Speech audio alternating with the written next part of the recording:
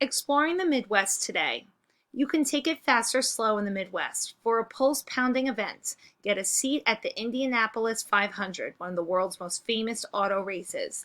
If you prefer a slower pace, how about a smooth sail on Lake Superior or a steamboat ride down the Mississippi?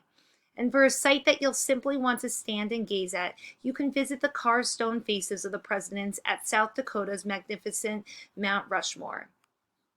Exploring the Indy 500. Drivers, start your engines. 33 powerful cars come to life at once. The cars begin circling the 2.5-mile track following the pace car. Then the green flag waves, the pace car pulls aside, and they're off. The Indianapolis 500 is 500 miles of pure speed. You may have seen the auto race on television, but the only way you can truly sense how fast these cars go is to see them roar right by you at speeds of up to 200 miles an hour. More than 300,000 people come each year to see the Indy 500 on the Sunday before Memorial Day. The races were first held in 1911, when the automobile industry was barely 10 years old. In the early days, cars bounced around a track made of brick.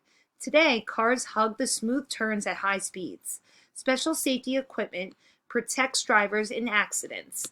In the pit stops, crews can refuel a car, make minor repairs, or change tires in seconds. The first driver to reach the checkered flag on the 200th lap of the Indy 500 wins more than $600,000. Exploring the Great Lakes. The people of Mackinac City, Michigan, say this is the only place where you can watch the sun rise over the Great Lake and set over another. The city sits where Lake Michigan and Lake Huron meet. Although the Midwest states do not border an ocean, they have plenty of beautiful shorelines and water views. The coastline in Michigan alone is longer than the whole East Coast from Maine to Florida. That's because the state borders 4 of the 5 Great Lakes. The Lakes Superior, Michigan, Huron, Erie, and Ontario are the largest groups of freshwater lakes in the world. If you stand on the shore of any of them and look across it, you think you're looking out on a great ocean. Storms sweep along Lake Erie for 200 miles, gathering force and pushing 20-foot waves in front of them. The waves slam into Ohio's raged shoreline, where the Marblehead Lighthouse has stood since 1821. Ships, barges, sailboats, and fishing boats all share the lakes. In fact, the United States and Canada share the Great Lakes because the two countries' border runs right down the middle of the waters. Exploring the Mississippi. Look up at the birds. There are thousands of them, hawks, ducks, swans, and geese. Where are they going? They're following the Mississippi River. The Mississippi isn't just a famous shipping route, it is also the most heavily traveled flyway for birds in North America. The wide, winding river acts as a road map for birds heading south for the winter. You can follow the Mississippi too. Just drive along the Great River Road as it hugs the muddy banks from Minnesota southward. Imagine the days when steamships carried lumber and coal downriver to New Orleans. Stop along the way at famous sites like Hannibal, Missouri. Hannibal was the hometown of writer Mark Twain, who worked on the river in the 1850s and wrote many books and short stories about life on the Old Main River.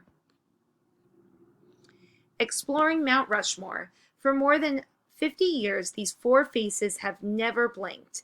That's because they're made of pure stone. Do you recognize them? They are 4 of our most famous presidents. When you visit the Black Hills of South Dakota, you can see that the faces are part of the hills themselves. Carved out of the steep stone slopes, each face is as tall as a 5-story building, and together they make the largest sculpture in the world. The sculptures were designed by Gutzon Borglum, whose family came from Denmark. When Borglum died, his son carried on his work. After 14 years, the great stone pictures were finally finished in 1941. Move ahead. Use encyclopedias and other books to find out more about these interesting places and events in the Midwest. These questions may guide your research. Number 1. Who are some winners of the Indy 500? What kinds of cars did they race? Who was the first woman to enter? Number 2, what waterfalls connect the Great Lakes? How do ships avoid the falls as they pass from lake to lake? Number 3, what does Mark Twain's book, The Adventures of Tom Sawyer, tell about life on the Mississippi River? Number 4, what tools did workers use in carving Mount Rushmore? What dangers did they face? Explore some more. Now you can find out what your state or region has in common with the Midwest. For example, are there any auto races in your area? What kinds of cars are driven? Or explore the rivers and lakes of your state. Are the waters used for business purposes such as shipping or for fishing and swimming? You may want to research the national monuments or memorials in your state. Whom or what do they honor?